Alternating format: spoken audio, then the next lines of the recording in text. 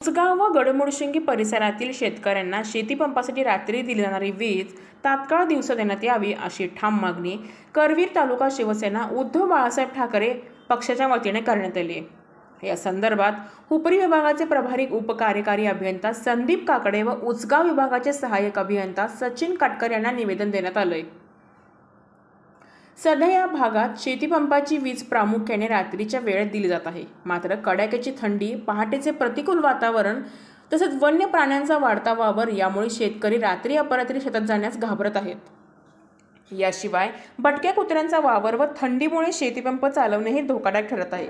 त्यामुळे आठवड्याचे 7ही दिवस शेतीपंपासाठी वीज दिवसा देण्यात यावी अशी आग्रही मागणी शिवसेनेच्या पदाधिकाऱ्यांनी केली आहे। याबाबत तात्काळ सकारात्मक निर्णय घ्यावा अशी विनंती अधिकाऱ्यांना करण्यात आली आहे।